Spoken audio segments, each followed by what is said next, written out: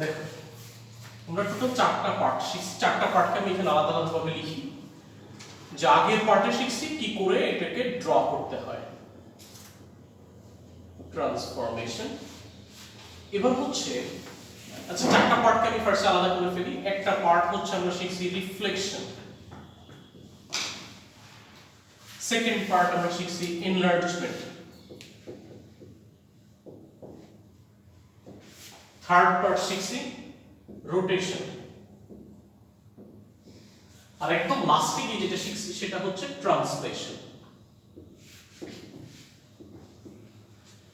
যখন রিফ্লেকশন শিখছি তখন আমরা কি বলছি যে একটা ডায়াগ্রামকে জাস্ট যে কোনো একটা মিরর লাইনের রেসপেক্টে রিফ্লেক্ট করে দেব। এখন তোমার কোনো একটা ডায়াগ্রাম ড্র করা আছে, তুমি এটা দেখে বুঝতেছো যে এটা রিফ্লেক্ট হচ্ছে।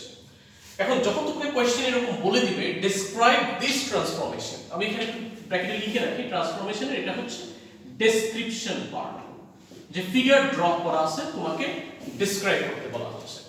সো রিফ্লেকশন যখন তুমি দেখে বুঝবা, এগুলো কিন্তু তোমার ভিজুয়ালাইজ করতে হবে, দেখে কিন্তু তুমি বুঝতে পারবা কোনটা রিফ্লেক্ট হচ্ছে, কোনটা রোটেট হচ্ছে, কোনটা এনলার্জ হচ্ছে, কোনটা ট্রান্সলেশন হচ্ছে, এটা তোমাকে দেখে বলতে হবে। রিফ্লেকশনের ডেসক্রিপশনে তোমাকে দুইটা জিনিস জাস্ট বলতে হবে। নাম্বার এ সেটা হচ্ছে কোন দুইটা না একটা জিনিস জাস্ট রিফ্লেকশন কোন লাইনের রেসপেক্টে রিফ্লেকশন হচ্ছে তোমাকে ডেসক্রাইব করতে হবে মিরর লাইন। এখন মিরর লাইনটা যদি স্ল্যান্ট লাইন হয় তুমি y = mx + c ফরম্যাটে এটা কি ইকুয়েশনটা ফর্ম করতে হবে। আর যদি এটা ভার্টিক্যাল লাইন হয় তার মানে x = সামথিং, আর যদি হরিজন্টাল লাইন হয় y = সামথিং। আর কখনো কখনো এটা এক্সিস দিয়ে রিফ্লেক্ট হচ্ছে, যে দেখা যাবে x অ্যাক্সিসে রিফ্লেক্ট হচ্ছে, তখন এটা তুমি দুইভাবে লিখতে পারো। একটা লিখবে এইভাবে যে রিফ্লেকশন অন y অ্যাক্সিস বা রিফ্লেকশন অন x অ্যাক্সিস। যেমন আমি যদি এটা লিখি যে রিফ্লেকশন অন x অ্যাক্সিস, এটা লিখলে এনাফ। কিন্তু এটাকে চাইলে কেউ এভাবে লিখতে পারো রিফ্লেকশন অন x অ্যাক্সিস মানে y = 0, কারণ তোমাকে ইকুয়েশন ফরম্যাটে লাইনগুলোকে ডেসক্রাইব করতে হবে যে রিফ্লেকশন অন এই লাইন, এই লাইনটা মনে হতে পারে x = 1 x = 3 বা y = 1 y = 3 অথবা y = x y = -x বা y = যে কোনো লাইনের রেসপেক্টে রিফ্লেকশনটা হতে পারে। x অ্যাক্সিস y অ্যাক্সিস হলে দেখা যায় ইকুয়েশন ফরম্যাটে না বলে তুমি রিফ্লেকশন অন x অ্যাক্সিস বলতে পারো, রিফ্লেকশন অন y অ্যাক্সিস বলতে পারো। যদি এটা y অ্যাক্সিস হয় তখন তুমি এভাবে বলতে পারো রিফ্লেকশন অন, ধরো তোমাকে বলে দিল y অ্যাক্সিস, তখন তুমি এটাকে বলতে পারো রিফ্লেকশন অন x = 0। মানে x = 0 মানে হচ্ছে তুমি ইকুয়েশন ফরম্যাটে বললা, আর x y অ্যাক্সিস এটা বলা মানে তুমি স্টেটমেন্টে বললা। কিন্তু x অ্যাক্সিস y অ্যাক্সিস ছাড়া বাকি যেগুলো আসবে সেগুলো কিন্তু ইকুয়েশন বলতেই হবে। যেমন y = 3x + 2, এটাকে তুমি x অ্যাক্সিস y অ্যাক্সিস এর কোন স্টেটমেন্টে বলতে পারবে না, ওটা y = 3x + 2 এই লাইন দিয়ে বলতে হবে। সো রিফ্লেকশন যদি কোনো একটা ট্রান্সফরমেশনে তোমাকে আসে, তোমার ডেসক্রিপশনে শুধু একটা লাইনই বলতে হবে যে রিফ্লেকশন অন দিস লাইন, শেষ। রিফ্লেকশনের ডেসক্রিপশন এতটুকু। এনলার্জমেন্ট যখন আমরা করছি তখন এখানে দুইটা পার্ট শিখছি আমরা। একটা আমরা বলছি স্কেল ফ্যাক্টর, আরেকটাকে আমরা বলছি সেন্টার।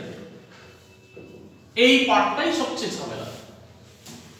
যদি এনলার্জমেন্ট হয় তুমি তো দেখেই বুঝবা, বুঝতে কোনো প্রবলেম হবে না এটা যে এনলার্জ হয়েছে, কিন্তু সেখানে ডেসক্রিপশনে যখন যাবে তখন তুমি বলবা ঠিকই যে এটা এনলার্জমেন্ট, কিন্তু বলার সাথে সাথে দুইটা জিনিস মেনশন করতে হবে, আইদার স্কেল ফ্যাক্টর, আইদার না স্কেল ফ্যাক্টর এন্ড সেন্টার। এখন স্কেল ফ্যাক্টর কি করে বের করবে? যে কোনো একটা ট্রায়াঙ্গেল, ধরো তুমি যে কোনো একটা বেস যদি এটা 2 ইউনিট হয়, এটা করেসপন্ডিং যে ট্রায়াঙ্গেলটাকে তুমি ট্রান্সফর্ম করছো সেটা ধরো 4 ইউনিট যদি হয়, তুমি কিন্তু বলতেছো স্যার এটা 2 টাইমস ইনক্রিজ হচ্ছে, 2 টাইমস ইনক্রিজ হচ্ছে, তাই না? এই 2 টাইমস ইনক্রিজ, ধরো জিনিসটা এরকম যদি হয় যে এখানে এরকম একটা জিনিস আর এখানে এরকম, তুমি এটার রেসপেক্ট এটা বলতেছো 2 টাইমস ইনক্রিজ হচ্ছে, তখন এটার রেসপেক্টে এটার স্কেল ফ্যাক্টর 2, আবার এটার রেসপেক্টে এটার স্কেল ফ্যাক্টর হাফ। সো আমি যদি বলি এটার নাম যদি দেই a, এটার নাম যদি দেই b, যে transformation maps a onto b, এটাকে ডেসক্রাইব করব, তাহলে কি হবে যে এনলার্জমেন্ট এটার স্কেল ফ্যাক্টর 2। এখন পজিটিভ 2 না নেগেটিভ 2?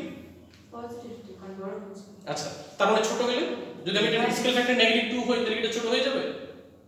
Maybe no. এই স্কেল ফ্যাক্টরের পজিটিভ নেগেটিভ ব্যাপারটা খুব ক্লিয়ারলি বুঝতে হবে। পজিটিভ 2 হোক নেগেটিভ 2 হোক, নেগেটিভ 2 হলেও এটা সাইজ কিন্তু ইনক্রিজিং হবে, সাইজ ডিক্রিজ হবে যদি এটা ফ্র্যাকশন মানে 1 থেকে ছোট হয়। যদি এটা হাফ হয় বা মাইনাস হাফ হয় বা 1/3 বা 1/4, তার মানে সাইজটা ডিক্রিজ হচ্ছে। সো পজিটিভ বা নেগেটিভ এটার উপর ডিপেন্ড করে সাইজ বড় ছোট হবে না। পজিটিভ নেগেটিভের বিষয়টা আমরা যাচ্ছি। আচ্ছা, বলে ভিডিওগুলো খুব সুন্দর হচ্ছে না, খালি লাইট দিয়ে হচ্ছে হচ্ছে, তোমাদের দেখতে সমস্যা হবে, কেন এই প্রবলেম হবে সেটাও জানি না। ব্যাক ক্যামেরা সিলেক্ট করবে না, আচ্ছা যাই হোক, যেটাই হোক। এখন দেখো ফার্স্টে এতটুকু ক্লিয়ার হও যে এটার তুলনায় এটা সাইজ ইনক্রিজ হচ্ছে, দ্যাট মিন্স এটার স্কেল ফ্যাক্টর 2 পজিটিভ নাকি নেগেটিভ। এই পজিটিভ নেগেটিভ ব্যাপার বোঝার জন্য হচ্ছে আমাদের সেন্টার লাগবে। ধরো আমি আপাতত বোঝানোর সুবিধার্থে বলতেছি সেন্টারটা এখানে আছে। এই সেন্টার যদি এটা হয়, সেন্টারের এই পাশে এ, সেন্টারের ওই পাশে বি, যদি দুইটা ফিগার সেন্টারের অপোজিট পাশে হয় স্কেল ফ্যাক্টর নেগেটিভ, দুইটা ফিগার যদি সেন্টারের এক পাশে হয় স্কেল ফ্যাক্টর পজিটিভ। ধরো সেন্টার এখানে, তাহলে দুটি কি এক পাশে না? Positive. Then it is scale factor positive.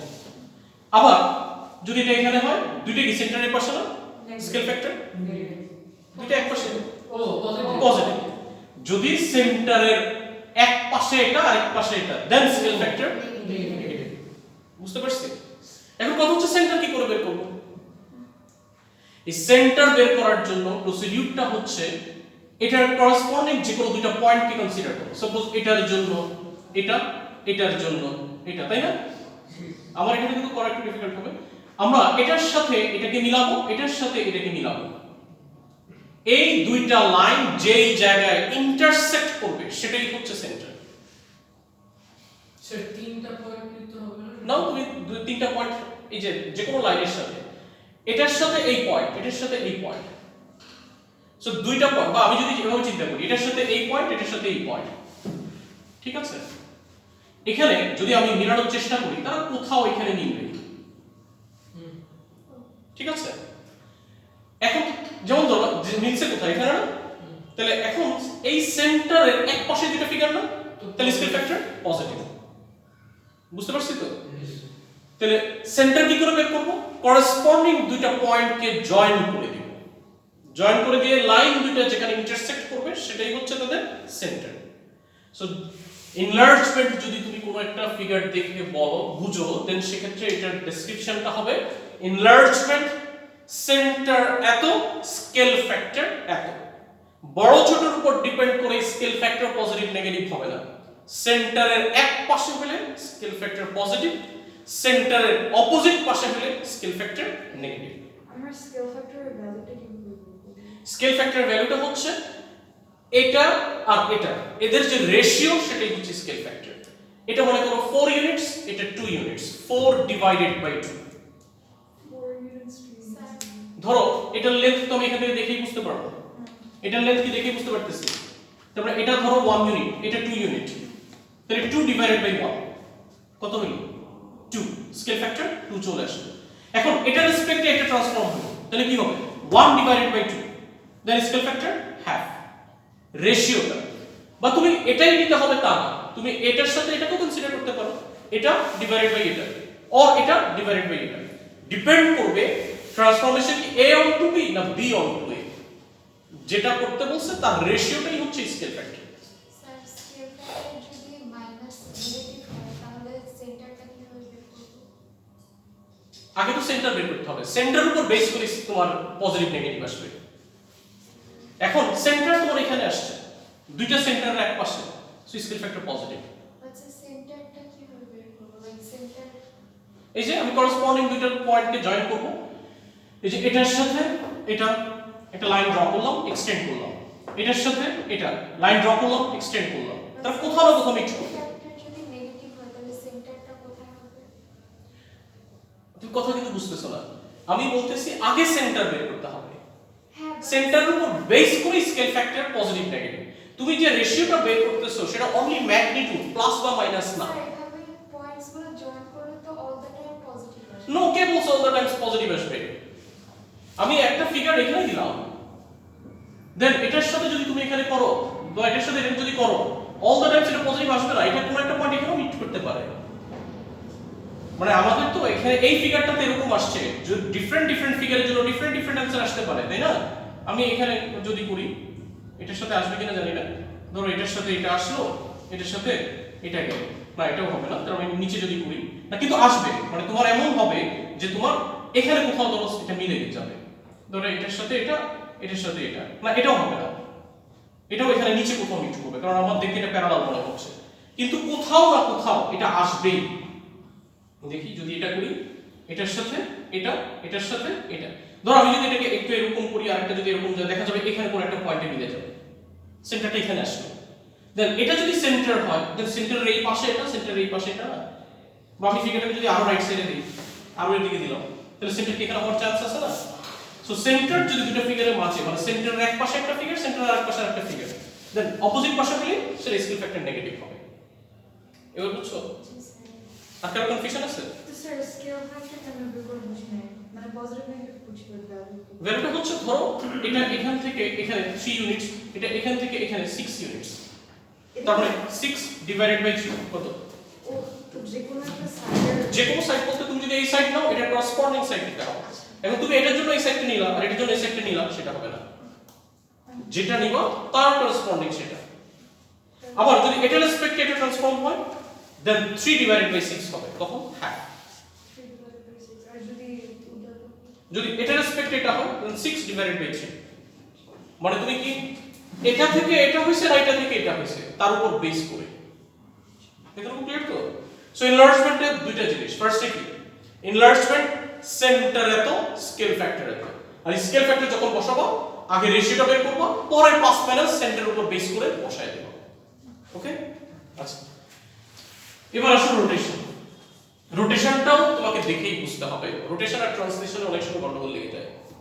রোটেশনটা তোমাকে দেখে এই জন্য বুঝতে হবে যেটা কি 90 ডিগ্রি ক্লকওয়াইজ হইছে না 90 ডিগ্রি অ্যান্টি ক্লকওয়াইজ হইছে, নাকি 180 ডিগ্রি ক্লকওয়াইজ হইছে না 180 ডিগ্রি অ্যান্টি ক্লকওয়াইজ হইছে, এটা দেখে তোমাকে বুঝতে হবে।